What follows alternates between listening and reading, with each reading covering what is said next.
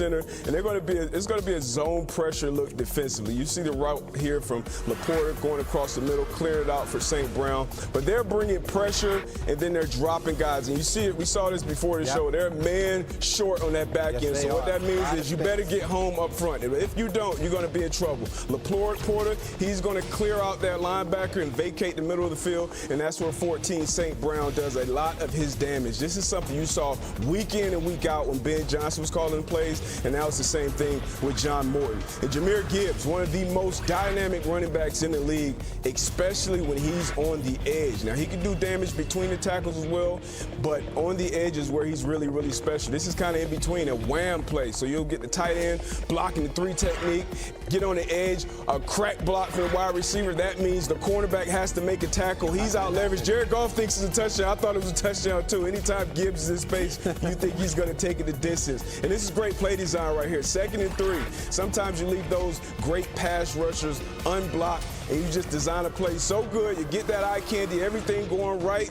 Jahmyr Gibbs takes a step right, goes left, and you get a pitch play out there to the edge. Decker does a great job getting a little touch on that D tackle. 90 flip, as Greg calls it. Get to the edge, and he's going to win most of these races. Sweat did hustle and get a tackle down the field, but Jahmyr Gibbs is special in space. They just have so many weapons. Usually you come in as a defense, and you have a game record, and it's probably 2 or 3 guys on that list. This list is about 5, 6 deep, and you got to prepare for them all when 16 is calling the shots. Really good breakdown. Our next matchup, Kansas City Chiefs 0-2 at the New York Giants 0-2. You look at this Kansas City team, no defined running game. Patrick Mahomes is their leading rusher.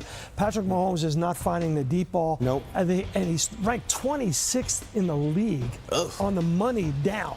Usually they're in the top 3 on 3rd down on offense. So this game and this team right now falls on their defense and Steve Spagnuolo. Yeah, as we speak today, Sal, you nailed it. They are a defensive team right now. And Spags is as good as anybody in the league at getting free hitters to the quarterback. And the way he does it schematically is just beautiful. Let's take a look at an example from week 1 against the Chargers. Here, out of nickel personnel, the Chiefs showed a too-high safety structure. The coverage has a 2-man look to it, as you can see, but there are tells that indicate otherwise. Focus on slot corner Trent McDuffie. Notice that he was capped by safety Brian Cook. That's an alert that McDuffie would be blitzing. And McDuffie and linebacker Nick Bolton would then walk up to the line of scrimmage. It would be cover 0. Let's map it out. The Chiefs were now in a 6-man front. The Chargers had to account for it.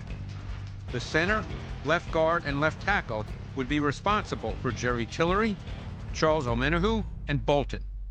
On the other side, the right guard and right tackle would block Chris Jones and George Karlaftis, with the back crossing the formation to account for McDuffie off the slot.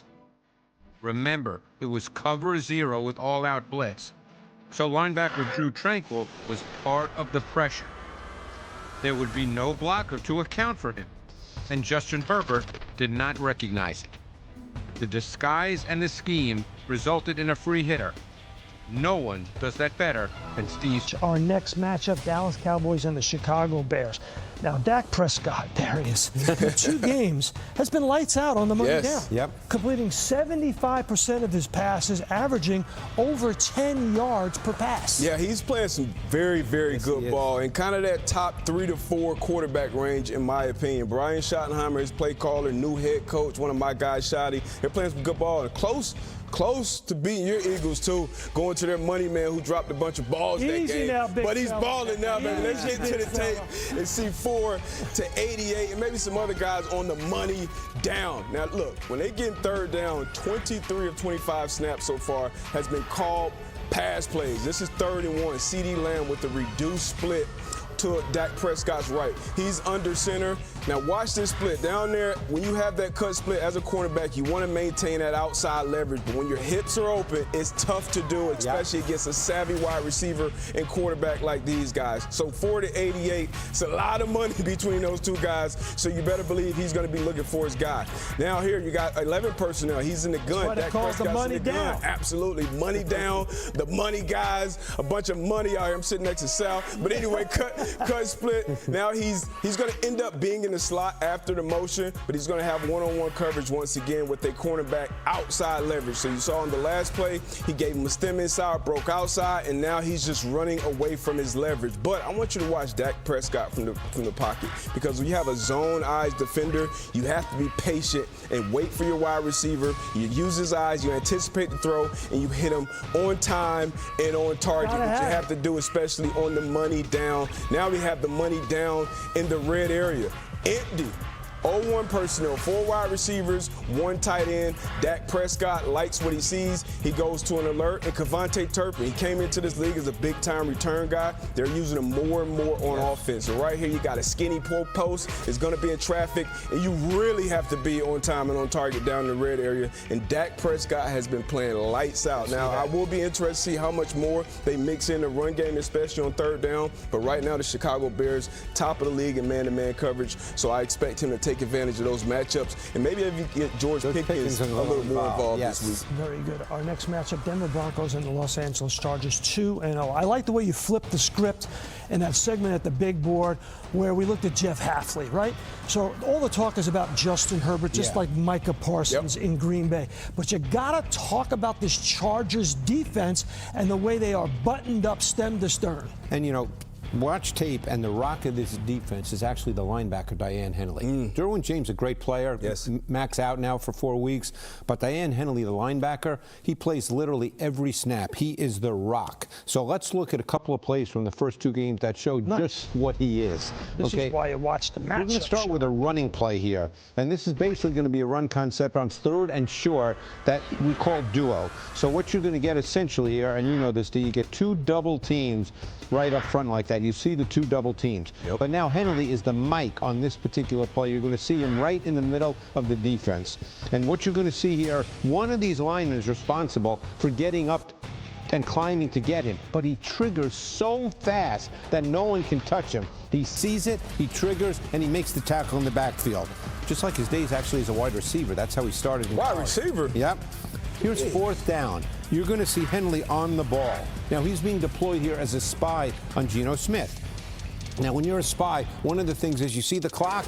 He's got the same internal clock as the quarterback. So when it gets close to 3 seconds, he goes. Because he knows the quarterback is either going to throw it or leave the pocket. And he just runs him down. So now let's go to week 1. Same deal, 3rd down in the red zone. This is against Patrick Mahomes. Henley is again on the ball. And again, he's deployed as a spy, obviously, versus Mahomes. Now, Mahomes is going to see a lane open up here. And Sal, how many times have we seen Mahomes do this and score a touchdown? He sees the lane, he scores, but not against Henley. Henley just runs him down.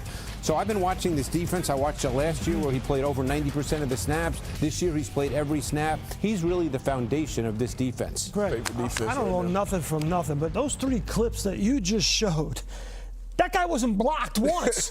I mean, they got to start blocking this guy. Memo to offensive coordinators and offensive line coaches, you got to block 0 when you're playing the Chargers. Now, let's flip the script to Justin Herbert. According to Next Gen Stats, the Broncos blitz and play man coverage behind it more than any other team in the National Football League. What does that mean for Justin Herbert? I mean, you got to block them up. You got to figure it out. I called their game last week against the Colts, and they blitzed them, like three quarters of the time. And Daniel Jones did a great job of handling it. But